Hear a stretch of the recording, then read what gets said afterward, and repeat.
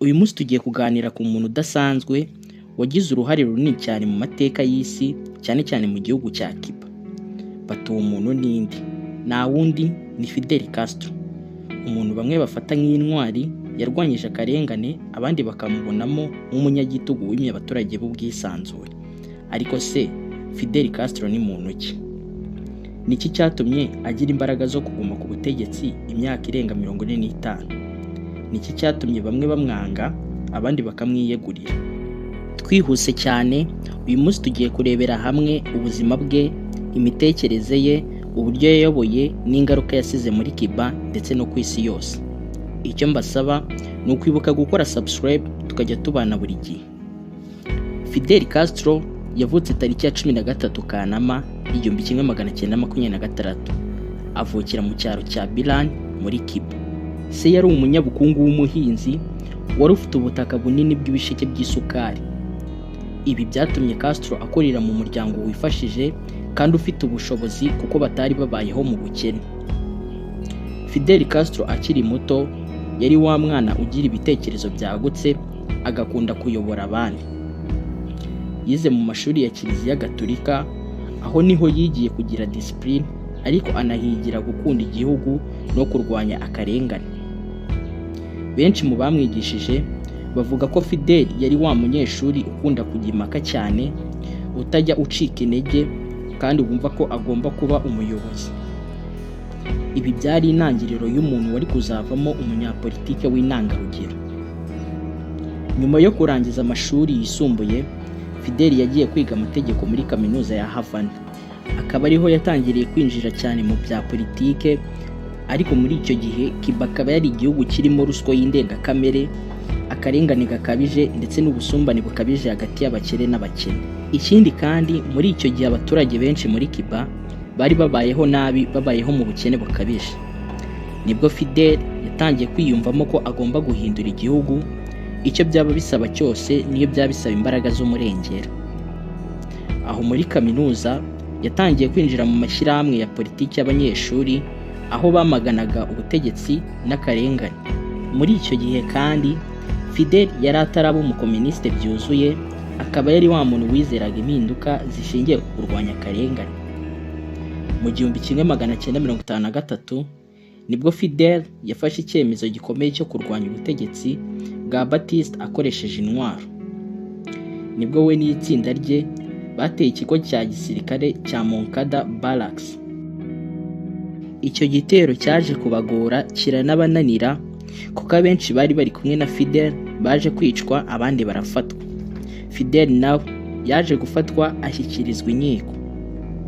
Nibwo ari mu rukiko yaje kuhavugira ijambo ryaje kumenyekana cyane ngo history will absolve me, cyangwa ngo amateka azampindura umwere.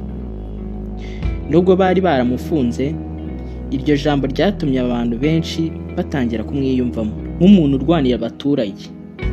Yaje guhamwa n'ibyaha, aza gukatirwa gufungwa, gusa hashize imyaka mike yaje gufungurwa kubera igitutu cya politiki. Amaze gufungurwa, Fidel Castro yahise ahungira muri Mexique, ari naho yaje guhurira na Che Guevara n'abandi barwanyi bashakaga impinduka mu gihugu cye cya Cuba. Bahise bategura igikorwa gikomeye cyo gusubira muri Cuba ngo bajye kurwanya ubutegetsi bwa Batista. Mu 1956 bagarutse muri Cuba bakoresheje ubwato bwitwa Granma. Nibwo baje kugabwaho ibitero bikomeye, ariko Fidel n'abandi bake baza kurokoka bahungira mu misozi ya Sierra Maestra. Aho ni naho hatangiriye urugamba nyarwo rw'impinduka. Mu 1959 ubutegetsi bwa Batista bwaje kugwa, maze Fidel yinjira muri Havana nk'intwari. Abaturage benshi bari bamwishimiye kuko bamubonagamo umucunguzi. Nibwo yaje kubwira abaturage ko ubutaka buzagabanywa bose, ubukungu bukagirira akamaro bene igihugu, ndetse ko Cuba izigenga idategekwa n'amahanga. Nibwo Fidel amaze kugera ku buyobozi, gahoro gahoro yatangiye gukuraho abatavuga rumwe nawe, atangira no gushyira igihugu mu murongo wa komunisme. Ibi byatumye umubano yari afitanye na Leta Zunze Ubumwe za Amerika wangirika. Fidel Castro ikindi yari wa muntu wiyumvamo ko afite mission, utinya gutsindwa ndetse wemera kazi cyiza kurusha abandi. Ikindi yari umuntu ukunda kuvuga amasaha menshi, adakunda kunengwa, afata ubutegetsi nk'inshingano ze bwite. Fidel Castro akaba yarizereraga ko nta wundi muntu wakwita cyangwa ngo ayobore Cuba neza nkawe. Ibi byatumye aguma ku butegetsi igihe kirekire, yaranze guhererekanya ubuyobozi. Nubwo byari bimeze utyo, ubuyobozi bwa Fidel Castro bwari bufite ibyiza, harimo ko uburezi bwageze kuri bose no guhabwa serivisi z'ubuvuzi ku buntu. Ariko nanone ubuyobozi bwa Castro bwashinjwaga ko butajya buha abaturage ubwisanzure mu gutanga ibitekerezo byabo, gufunga abanyamakuru n'abanyepolitike batavuga rumwe n'ubutegetsi bwe, ndetse n'impanuka ry'ubukungu bwagizweho ingaruka n'ibihano yari yarafatiwe. Ibi bigatuma Fidel Castro aba umuntu utaravugwagaho rumwe. Fidel Castro yaje kuva ku butegetsi mu mwaka w'ibihumbi 2008 abweguriye murumuna we Raul Castro. Fidel Castro yaje gupfa muri 2016 azize izabukuru n'ibibazo by'ubuzima yari amaze iminsi afite. Ariko kugeza uyu munsi hari bamwe bamufata nk'intwari bakanamwubaha, abandi bakavuga ko ntacyo yahinduye.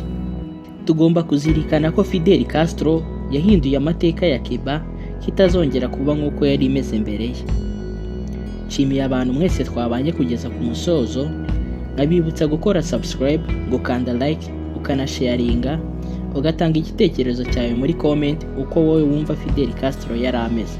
Imana ibarinde.